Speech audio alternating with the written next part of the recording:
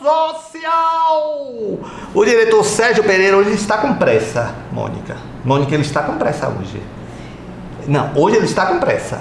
Hoje ele não está assim, sabe? Hoje ele não está assim, não, fica à vontade. Não, ele hoje está com pressa. Lívia Carvalho, eu disse que ia começar com você, estou começando. Tem uma dúvida que me persegue. Uma vez me matriculei em um curso de doutrinador no Centro Espírita aqui em São Paulo. E quando estava na segunda aula, fui a uma ala do centro que estava sem ninguém. Ouvi um choro bem sofrido de uma mulher. Logo vi que era algum espírito e me descontrolei, pedindo desculpa e dizendo que ainda não estava preparada para ajudar, e saí correndo. Vergonha para uma espírita. KKKKKKK. Deste dia em diante não ouço mais nada, apenas tenho sexto sentido. Será que fui bloqueada por punição? Não existe isso, Lívia, bloqueada por punição. Olha, eu acho estranho o seguinte, você ouviu desta forma mesmo? Eu estou achando estranho a forma com que você ouviu.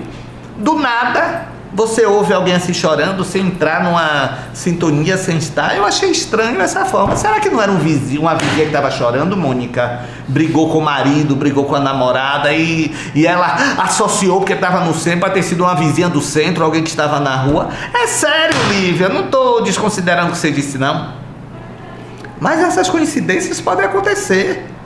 Tá entendendo? Pode acontecer. Olha, se você soubesse, uma vez estávamos na casa de uns amigos conversando e falando sobre isso, não sei o que, de repente a gente ouve um barulho na porta, na casa de Lidisa, morava todo mundo junto ali no Engenho Velho.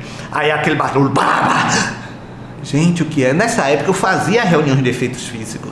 Então, será alguma coisa? Aí o pessoal, não, peraí. Aí foi olhar gente, tem um homem aqui alto, assim, aí apagaram luz, e aí ficou no escuro.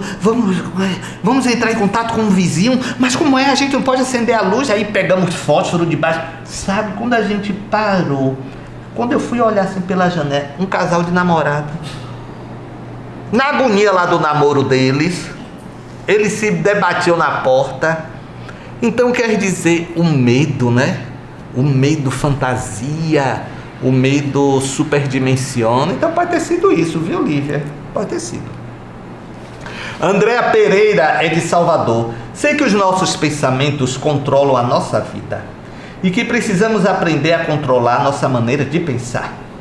O que você aconselha para ter pensamentos positivos?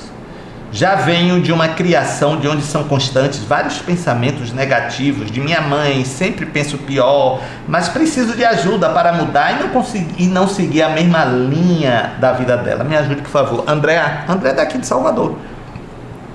Andréa, olha, nós mais, né, de uma geração, não sei qual é a sua. Andréa não é uma geração antiga o nome. Mas nós acima dos 45, eu tenho 55, mas os acima de 45 tivemos pais assim que não estimulavam, né, o nosso lado positivo, né? Você vai vencer. Não, era coisa assim, se não estudar, meu pai dizia muito isso, se não estudar não vai dar pra nada. Era assim. De vez em quando ele vinha com outro mimo, dizia coisa, se com 18 anos não der pra nada é rua. Olha que meigo. Olha que meigo, não era que meigo.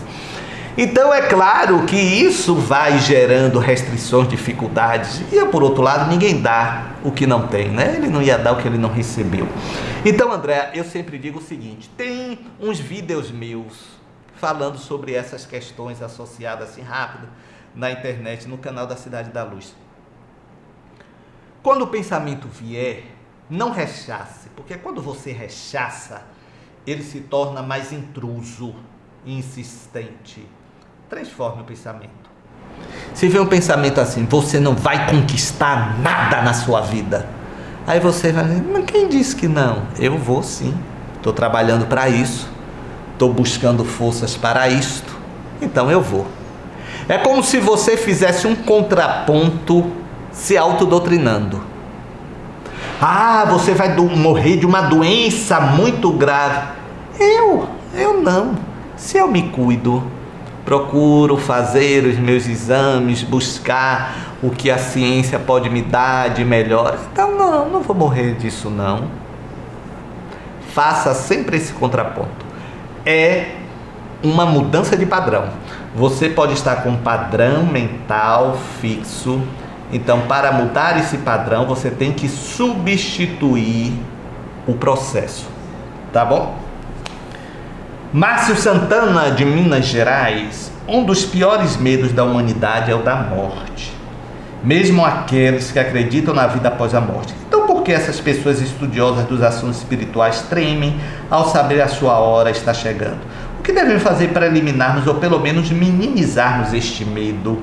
O medo estaria ligado ao como morrer ou ao que está ou encontrar após a morte? Mas eu discordo de você que todos, eu acredito, claro, eu sei da existência da espiritualidade, eu não tenho medo da morte não. Agora você disse uma coisa aqui que eu também penso, eu tenho medo de como eu vou morrer, não quero ficar em cima de uma cama 6 meses, 1 ano, mas se Deus quiser assim, eu adio esse compromisso, mais adiante, mas não quero isso não. Mas você sabe, são 2 eixos humanos, ou 2 arcos, que nós vivenciamos, de Eros ou Thanatos ou Thanatos, né? O amor e a morte, né?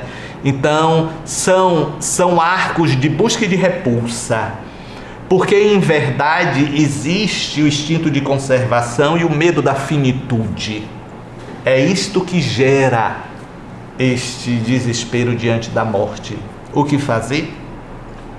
Procurar estudar, ler e ver com naturalidade o processo da vida. Porque nós, desde muito cedo, nós não temos a visão da morte como os orientais têm. Nós temos a visão da morte de uma maneira muito feia, muito cruel, não é? Nós dizemos para as crianças assim, quando alguém morre, foi Deus que levou. Poxa, Deus levou meu pai, Deus levou minha mãe, meu avô, minha avó.